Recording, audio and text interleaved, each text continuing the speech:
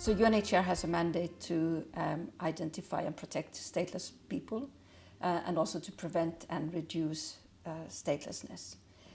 So the identification part is really about kind of making sure that there is information of who are these people, who are the people who are falling between the cracks with the legislation, how many are they, and so on. So that's an important kind of really starting point to try to address statelessness. And in countries that have made progress, it often starts with this, a survey or a mapping in terms of who the people are and where they are and what issues are they facing.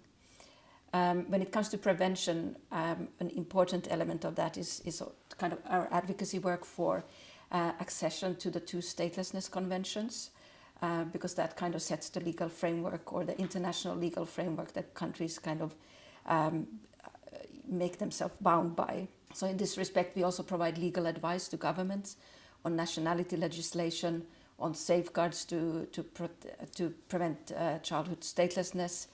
Can be about strengthening civil registration systems. And this is about UNHCR, but really this is work that is done with partners, because it's not just one organization that can address these. So it is kind of working with civil society organizations, other UN agencies, and then of course governments, because in the end of the day, it's governments that will fix the issue of statelessness, or that will address the gaps in legislation and so on. The I Belong campaign was started in 2014. It's a 10-year campaign to end statelessness. I think there were some questions earlier on that, that's a very ambitious goal. How can you say that you're going to end statelessness? But I think it's an aspirational goal. It is a recognition that statelessness is something that can actually be addressed. Where there is political will, it can be addressed.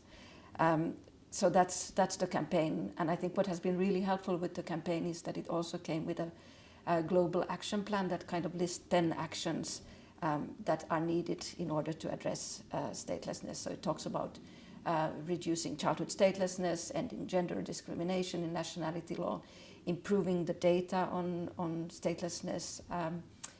It also talks about accession to the conventions and resolving kind of major situations of statelessness. When it comes to also kind of reducing statelessness, that's really about trying to address those situations in countries that have huge or bigger populations of statelessness. Here, an important element is also to make sure that there are procedures in place to determine whether people are stateless or not, because that's the first step for them to then maybe be able to access nationality. The status determination procedures is something that we advocate in primarily for situations where there are people in migratory situations that are stateless. It's not so much for situations where we have large populations maybe that have lived in a country for many generations, because that's where you need to have a different approach. It's more kind of creating procedures that accommodate these larger population groups, that rather than kind of a case-by-case process.